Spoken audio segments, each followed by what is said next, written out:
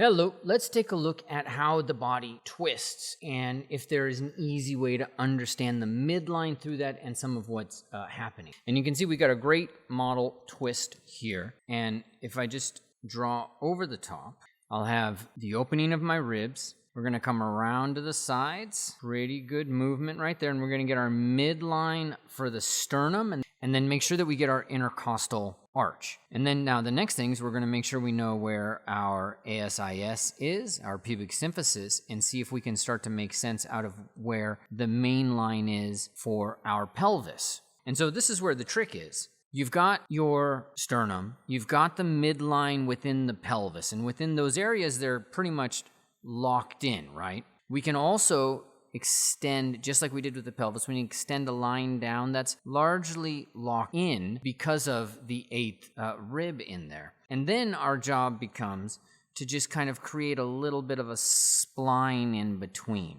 Now, in order to really make a little bit more sense out of this, let's make sure, that we've looked at a couple more models. So let's take Michelangelo's. Okay, we got the pit of the neck, we got the sternum, C7, and okay, so that's roughly 90. And then right about there, xiphoid process, get our intercostal arch, and you'll see that the midline is continuing that sternum, okay? And then you'll also see, for the most part down here in the pelvis area, it's continuing all the way to the belly button along the pelvis arc. Only later are we kind of bridging the gap between the two, so to speak. Let's check out another model. Bop, bop. And again, constrained, equidistant from the landmarks. And then down here, constrained, equidistant from the landmarks. And then only after that, making some sort of blend of it all.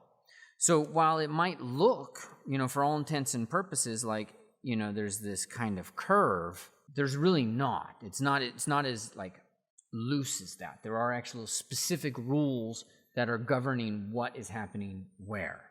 All right, let's take a look at a couple of more.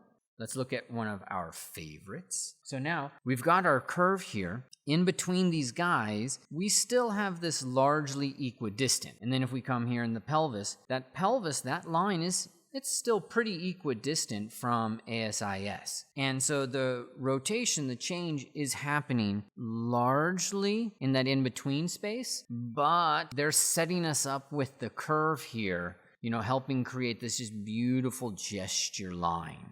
I love it. It's actually working, okay? So that's going to define the midline of the body. Hope you found this useful.